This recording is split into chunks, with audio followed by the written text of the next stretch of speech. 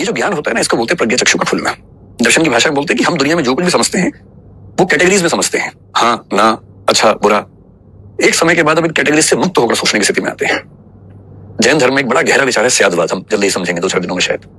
2-4 दिन का मतलब वीडियो तो 7-7 दिन के बाद शायद आते हैं, मतलब 1 महीने बाद। इतनी गहरी बात जैन दर्शन ने कही स्यादवाद में, ज्ञान के स्तर पर, जिसको आजकल हम आर्टिफिशियल इंटेलिजेंस कहते हैं। अगर उसका बहुत गहरा बेस ढूंढना हो तो आपको जैन फिलोसफी में नजर आएगा। तो जब आपकी ज्ञान की क्षमताएं अचानक बढ़ जाएं, खुल जाएं और आपको ऐसे ऐसे सत्य नजर आने लगे जो पहले नजर नहीं आते थे, तो हम बोलते हैं कि आंखें तो वही हैं और उन्हीं आंखों से अब दिख कुछ और रहा है, कुछ गहरा दिख रहा है। अंग्रेजी का मुहावरा है रीडिंग बिटवीन द लाइंस। एक लाइन में जो लिखा है दूसरी लाइन में जो लिखा है, गहरे लोग उनके बीच में भी पढ़ लेते हैं। गहरे लोग शब्दों के बीच के गैप को भी पढ़ लेते हैं और गहरे लोग कह के नहीं कहते, उनका कुछ नहीं कहना भी कहना होता है, साइलेंस को भी पढ़ लेते हैं। इसको बोलते हैं ज्ञान चक्षु, प्रज्ञा चक्षु। आपके तो खुले हुए देख के लग रहा है, लेकिन मतलब आसान नहीं होता है मुश्किल काम होता है। पश्चिम की दुनिया अलग है, भारत की दुनिया में एक सामान्य बात है। भारत में कुल 9 दर्शन हम मान के चलते हैं, जो स्थापित दर्शन 9 है। इनमें से एक है चार्वाक, उसे अगर छोड़ दें, बाकी 8 का मानना है कि ये जगत दुखों से भरा है और दुखों से मुक्त होने की प्रक्रिया दर्शन का, धर्म का मूल उद्देश्य है। दुखों से मुक्त कैसे होंगे, इसके लिए 8 का जवाब है मोक्ष, लिबरेशन, मुक्ति, निर्वाण, कैवल्य, अपवर्ग, उसी के बहुत सारे नाम है और सबने अपने तरीके बताए हैं कि कैसे वो सब होगा।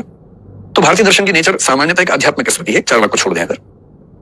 पश्चिम की दुनिया थोड़ी सी अलग है और पश्चिम में शब्द चला फिलोसफी, जो कि 2 शब्दों से मिलकर बना। एक शब्द है फिलोस और एक है सोफिया। फिलोस का मतलब होता है प्यार, मोहब्बत, इश्क, प्रेम। सोफिया का मतलब है ज्ञान, नॉलेज।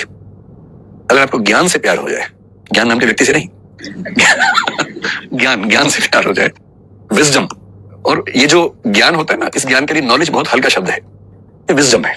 नॉलेज का मतलब जानकारी नहीं होता कि कई ऐसे मूर्ख लोग आपको मिलेंगे, कहेंगे कि मुझे भारत के सब राज्यों की राजधानी याद है, तुम्हें? अच्छा, राजधानी याद होने से क्या हो गया? है तो ठीक, अच्छी बात है, मेमोरी अच्छी है, तारीफ कीजिए उसकी। कुछ लोगों को दुनिया के हर देश की राजधानी याद है, उनकी मुद्राएं भी याद है। और कुछ बच्चों के साथ भी ऐसा होता है, वो टीवी में भी आ जाते हैं और उसके ऐसा एक बच्चा दिख जाए टीवी में, बाकी हर घर में बच्चा पिटता है फिर उसके बाद। जबकि अगर मुझे सारे देशों की राजधानी याद है तो इससे क्या हुआ? राजधानी वही की वही रही उसके बाद भी, इससे क्या हुआ? सिर्फ इतना साबित हुआ कि मेरी मेमोरी अच्छी है, मैं अच्छा तोता हूँ, एक अच्छी मेमोरी है। मेमोरी अच्छा होना बुरी बात नहीं है, पर मेमोरी का मिसयूज करना बुरी बात है, और ये एक लेवल के बाद मिसयूज ऑफ मेमोरी है। अरे मेमोरी है, कुछ बढ़िया चीज याद कीजिए, राजधानियों से क्या होगा? और 1000 बढ़िया चीजें हो सकती है याद करने की, उन पर गौर करना चाहिए। तो मेमोरी नहीं, विजडम। और विजडम का मतलब है विवेक, समझदारी, सही और गलत में अंतर कर पाने की क्षमता, इसको बोलते हैं विजडम या विवेक। और जिस व्यक्ति के अंदर विवेक होता है ना, वो आमतौर पर विनम्र हो ही जाता है। भारतीय परंपरा में कहा गया विद्या ददाति विनयम, अगर विद्या सच में है तो आप विनम्र हो ही जाएंगे। और पश्चिम में तो सुकरात ने कहा, सुकरात से लोगों ने कहा कि बहुत बड़े ज्ञानी सुकरात ने कहा कि बहुत कम लोग जानते हैं कि वो बहुत कम जानते हैं, और मैं उनमें से एक हूं। और जानना यही है कि मैं नहीं जानता हूं, यही तो जानना है। ये ज्ञानी व्यक्ति का लक्षण है। और मूर्ख का लक्षण क्या है? I know everything. ये मूर्ख का पहला लक्षण है। इससे कॉन्फिडेंस मूर्खों में ज्यादा होता है। अगर वो बहुत कॉन्फिडेंट दिखे तो आप अंदाजा लगा सकते हैं, और कॉन्फिडेंस किसी में ना दिखे पर बातें गहरी हो तो भी अंदाजा लगा सकते हैं। तो कुछ लोगों को मोहब्बत हो गई ज्ञान से, कि वो जानना चाहते हैं, ये भी समझना चाहते हैं, वो भी समझना चाहते हैं। तो आप सोचेंगे कि कितना पढ़ते होंगे ये लोग। तो जैसे आप लोग अपना काम करने के बाद खाली टाइम में अपनी हॉबीज पूरी करते हैं, खेलते हैं, दोस्तों से बात करते हैं, तो इनकी हॉबी ही होती है पढ़ना, सीखना, ऑब्जर्व करना, बात करना किसी समझदार व्यक्ति से।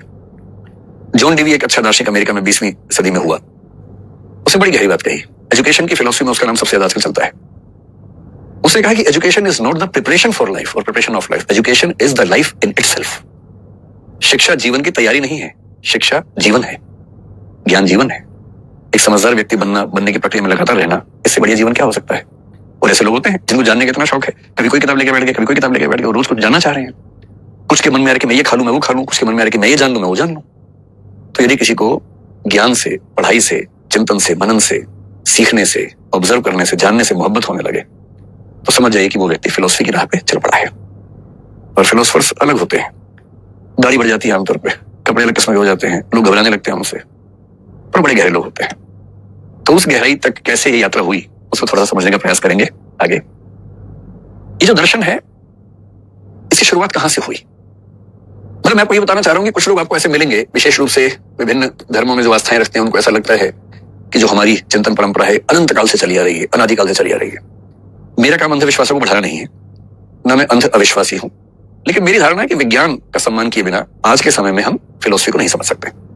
साइंस ने जिन बातों को साबित कर दिया है या लगभग साबित कर दिया है, उनको साथ में लेके चलेंगे तो अपने समय को ठीक से समझ पाएंगे, वरना हम एक नए तरह के अंधविश्वासी लोग बन जाएंगे, सुपरस्टिशियस लोग बन जाएंगे। वैसा नहीं करना है। हमें केवल जिज्ञासा से भरना है। हमें ना सिद्धांत बनाने हैं अपने, ना कोई दावा करना है, हमें केवल जानना है कि दुनिया में क्या क्या सीखा गया है और हम उसमें से थोड़ा सा सीख लें अपने हिस्से का, इतना ही करना है। देखिए बहुत इंटरेस्टिंग बात है, मैं हिस्ट्री की बात अकबर, बाबर और अशोक और उसकी बात नहीं कर रहा हूं, वो तो बहुत छोटा हिस्सा है। आप किस लेवल पर चीजों को देख रहे हैं वो भी तो सवाल है ना।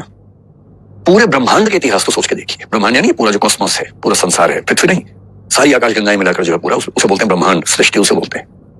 वो पूरी दुनिया, अब ये भी सवाल दुनिया कैसे बनी, इसका सबसे आसान जवाब धर्मों ने दिया, भगवान ने बनाई, बात खत्म।